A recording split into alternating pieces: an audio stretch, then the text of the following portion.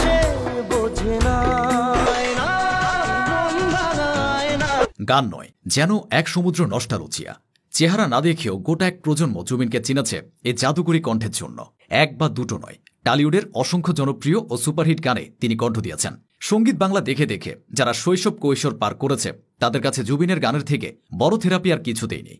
বলো না তুমি আমার ছবির মন ভাঙা আয়না, পরাণ যায় জ্বলিয়া ছবির চোখের জলে ভাসিয়ে দিলাম, কিংবা তোর নাম ছবির ও বন্ধুরে গানগুলো শ্রোতাদের এক ধাক্কায় এক যুগ পেছনে ফিরিয়ে নেওয়া যায়। চিরস্মরণীয় এই গানগুলো জুবিন গার্গেরই গাওয়া।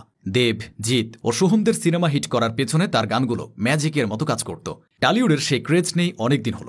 জুবিন গার্গ নীরবে পৃথিবী থেকে চির বিদায় নিলেন। রবীন্দ্রনাথের ভাষায় বলতে গেলে আমাদের গেছে যে দিন একেবারেই কি গেছে, কিছুই কি নেই বাকি। টালিপাড়ায় বাংলা গানে কণ্ঠ দিয়ে দুই বাংলার জনপ্রিয় হলেও জুবিনের জনপ্রিয়তা ছিল গোটা ভারতে। তিনি কর্মজীবনে অসমিয়া, বাংলা, হিন্দি সহ মোট 40টি ভাষায় গান গেয়েছেন। বিশেষ করে হিন্দি গানে কণ্ঠ দিয়েও তিনি অনন্য উচ্চতায় পৌঁছেছিলেন।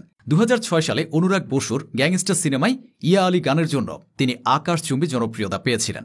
এছাড়া পেয়ার কা সাইড ইফেক্টস ছবির জানে কিয়া চাহে মন ও ক্রিশ 3 ছবির দিল তুহি বাতা গানগুলো জুবিনের গাওয়া।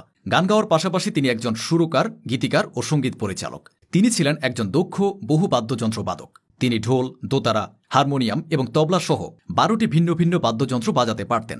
বিভিন্ন সঙ্গীত ঐতিহ্য এবং বাদ্যযন্ত্রের মিশ্রণের দক্ষতা তাকে ভারতের সবচেয়ে সম্মানিত শিল্পীদের একজন করে তুলেছিলেন। চিত্রনাট্যকার, কবি এবং সমাজসেবী হিসেবেও জুবিন গার্গের খ্যাতি ছিল। তবে খ্যাতির সর্বোচ্চ শৃঙ্খে পৌঁছাতে তাকে পাড়ি দিতে হয়েছে লম্বা পথ। জুবিন গার্গ 1972 সালের 18 নভেম্বর ভারতের মেঘালয় রাজ্যের তুরায় জন্মগ্রহণ করেন। তার বাবা মোহিনী বোর ঠাকুর ও মা ইলি বোর ঠাকুর। জুবিনের পদবী বোর ঠাকুর হলেও তিনি গার্গ উপাধি ব্যবহার করতেন। সঙ্গীতের প্রতি তার আকর্ষণ সেই ছোটবেলা থেকে। মাত্র 3 বছর বয়সে গান গাওয়া শুরু করেছিলেন। তার মা ছিলেন তার প্রথম শিক্ষাগুরু। শুধু গান নয়, দীর্ঘ কয়েক বছর তবলা বাজানোর তালিমও নিয়েছিলেন জুবিন। প্রথমে আসামের জোরহাটের জেবি কলেজে পড়াশোনা করলেও পরবর্তীতে তার পরিবার পুরোপুরি গুয়াহাটিতে বসবাস শুরু করে। তখন তিনি বি বারোয়া কলেজ থেকে বিজ্ঞানে গ্র্যাজুয়েশন সম্পন্ন করেন। তবে লেখাপড়ার থেকেও গানের প্রতি তার আগ্রহটা বেশি ছিল। তার প্রথম অ্যালবাম অনামিকা প্রকাশের পরে এটি সমগ্র ভারতের উত্তর পূর্বাঞ্চলে জনপ্রিয় হয়ে ওঠে এবং বাণিজ্যিকভাবে সফল হয়। এরপর 1992 সালে তিনি পুরোপুরি সঙ্গীত জগতে কাজ শুরু করেন। এরপরে আর পেছনে ফিরে তাকাতে হয়নি তাকে। সাফল্যের সিঁড়ি বেয়ে তর তর করে শুধু উপরেই উঠেছেন। অসমীয়া গানের পর 2003 সালে বাংলা ইন্ডাস্ট্রিতে পা রেখেছিলেন জুবিন। মন সিনেমার মাধ্যমে শুরু হয়েছিল তার এই পথ চলা। সে ছবিতে তিনি 2টি গান গেয়েছিলেন। এরপর 2004 সালে শুধু তুমি সিনেমায় সঙ্গীত পরিচালক হিসেবে কাজ করেছিলেন তিনি। পরের বছর 2005 সালে প্রেমী সিনেমায় গিয়েছিলেন গান। এরপর তার গাওয়া মন মানে না সিনেমার মন মানে না, চিরদিনই তুমি যে আমার সিনেমার পিয়ারে পিয়ারে এবং লাভ স্টোরির মন যখন চাই শুধু গানগুলো ভীষণভাবে জনপ্রিয় হয়েছিল।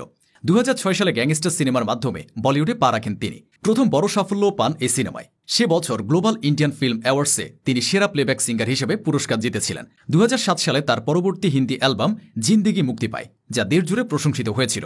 দীর্ঘ ক্যারিয়ারের ইতি টেনে 52 বছর বয়সী জুবিন পরপারে পাড়ি জমিয়েছেন। স্মৃতির সাগরে রেখে গেছেন কোটি কোটি শ্রোতাকে।